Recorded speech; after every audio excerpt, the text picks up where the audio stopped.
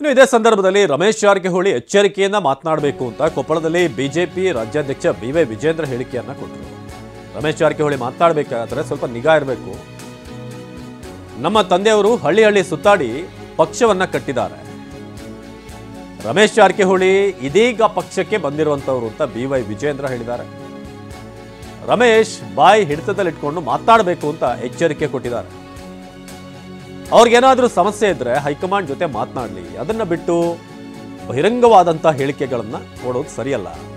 ಇದು ವಿಜೇಂದ್ರ ಯಾರ ವೈಫಲ್ಯ ಅಂತ ಅವರ ಕ್ಷೇತ್ರದ ಜನರು ಹೇಳ್ತಾರೆ. ಬಹಿರಂಗವಾಗಿ ಮಾತನಾಡೋದು ಬಿಟ್ಟು ಸಮಸ್ಯೆ ಇದ್ರೆ ಹೈಕಮಾಂಡ್ ಮುಂದೆ ತರಲಿ, ಯಾರ ವೈಫಲ್ಯ ಅಂತ ಅಲ್ಲಿ ಜನ ಹೇಳ್ತಾರೆ ಅಂತ ಹೇಳಿದರು. ಮಾತನಾಡಬೇಕು. ಯಡಿಯೂರಪ್ಪನವರು ರಾಜ್ಯ ಕಂಡಂತ ಅಪ್ರತಿಮ ಹೋರಾಟಗಾರ. ರಾಜ್ಯದಲ್ಲಿ ಹೊತ್ತು ಕಾಲಿಗೆ ಚಕ್ರವನ್ನ ಕಟ್ಟಿಕೊಂಡು ರಾಜ್ಯಾದ್ಯಂತ ಪ್ರವಾಸ ಮಾಡಿ ಹಳ್ಳಿ ಹಳ್ಳಿಗೆ ತಿರುಗಿ ಯಡಿಯೂರಪ್ಪ ಪಕ್ಷ ಸಂಘಟನೆ ಮಾಡಿದ್ದಾರೆ. ಅನಂತಕುಮಾರ್ ಆದಾಗೆ ಅನೇಕ ಹಿರಿಯರ ಜೊತೆ ಕೈ ಜೋಡಿಸಿದ್ದಾರೆ. ರಮೇಶ್ ಜಾರಕಿಹೊಳಿ ಅವರು ಇತ್ತೀಚೆಗೆ ಪಕ್ಷಕ್ಕೆ ಬಂದಿರತಕ್ಕಂಥವ್ರು. ಯಡಿಯೂರಪ್ಪನವ್ರ ಬಗ್ಗೆ ಮಾತಾಡಬೇಕಾದ್ರೂ ನಾಲ್ಗೆ ಬಿಗಿ ಹಿಡಿದು ಮಾತನಾಡಬೇಕು.